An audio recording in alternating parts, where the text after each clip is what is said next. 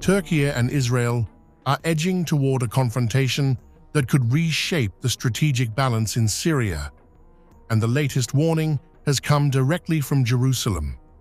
Israeli Foreign Minister Israel Katz took aim at Erdogan, dismissing his warnings as empty noise while making clear Israel won't be tested. Erdogan is dragging Turkey into dangerous adventures in Syria. Israel will not allow any entity to threaten its security. It is preferable for Erdogan to continue delivering empty, delusional speeches against Israel in the Turkish parliament rather than testing Israel's resolve to defend itself. But this is no longer just a war of words. On August 18th, Israeli jets struck the Abu al-Duhur airbase in Syria's Idlib province, damaging its runway. Syrian officials said a Turkish military delegation had visited the facility just hours earlier. Israel says the strike was intended to prevent Turkish forces from establishing a foothold there. Netanyahu's office said Damascus had come close to breaching what Israel considers its security red line. And Netanyahu delivered a blunt message. We will not tolerate a Turkish military entrenchment moving south because it threatens us. We conveyed that in general terms. Now, we saw that Turkey had intentions to establish a presence at an airfield south of its line near Aleppo, and we delivered a message. How would I define the message for you? Don't. The message was delivered? The message was delivered, but apparently they didn't hear it, so we made sure they understood it better. Ankara rejected Israel's account and condemned the strike, while Syria called it a violation of its sovereignty. In Ankara, Syrian Foreign Minister Asad al-Shibani demanded that Israeli forces withdraw to the lines held before December 8, 2024, invoking the 1974 disengagement agreement. He also warned that continued Israeli attacks could have wider consequences for regional security, as tensions between the United States and Iran threaten to pull more countries into confrontation.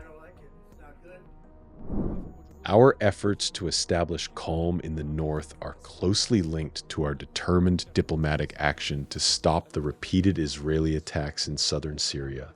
We are steadfastly working to stabilize the region, and we reaffirm our condemnation of any aggression that infringes upon our territory and sovereignty. We emphasize that any such aggression would have negative repercussions for the security and stability of the entire region. Therefore, we renew our call for a return to the 1974 agreement, with the withdrawal of forces to the lines prior to 8 December 2024.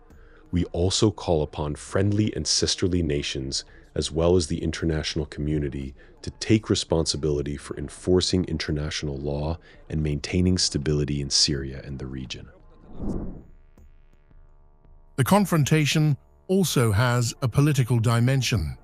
Just days before the strike, Erdogan appeared alongside Palestinian President Mahmoud Abbas in Ankara and accused the Netanyahu government of genocide, while attacking Israeli actions in Gaza, the West Bank, and Jerusalem. As Turkey, we are advancing the Palestinian cause on the basis of a two-state solution in consultation with our Palestinian brothers and sisters. The genocidal Netanyahu government continues its illegal actions in the West Bank and Jerusalem before the eyes of the whole world. Unfortunately, the policies of occupation, forced displacement, and usurpation continue to intensify. I would like to share some figures here. According to United Nations data, in 2026 alone, approximately 3,800 Palestinians were displaced due to settler terror, demolitions, and evictions. Nearly 100 of our Palestinian brothers and sisters were murdered. This situation is a result of systematic occupation and the Palestinian administration being unable to breathe in its own land. But Turkey's leverage extends beyond rhetoric.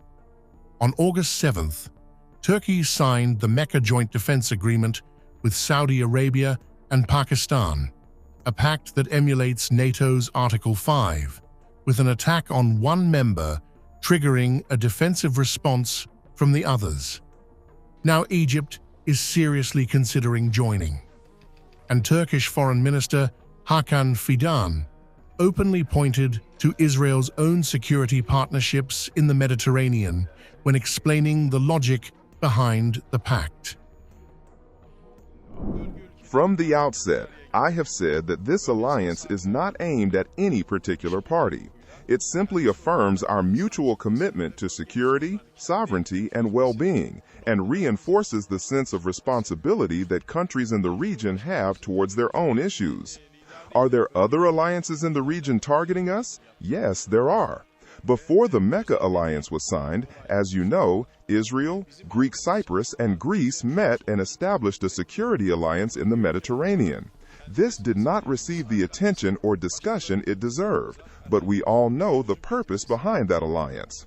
Another alliance separates Turkey in the northern Mediterranean from Egypt in the south, and its goal is clear, as is the direction in which it is heading. Our alliance, on the other hand, does not target any country. Rather, it provides a framework for us to cooperate, take responsibility for our own issues, and build deterrence capabilities. Put it together, and the strategic picture is becoming harder to ignore. Israel is using military force to prevent Turkish influence from moving deeper into Syria. Turkey, meanwhile, is strengthening its position through partnerships with Saudi Arabia and Pakistan, while Egypt weighs whether to join. This isn't a war, not yet. But the balance around Israel is shifting, and Syria may be where these competing strategies collide.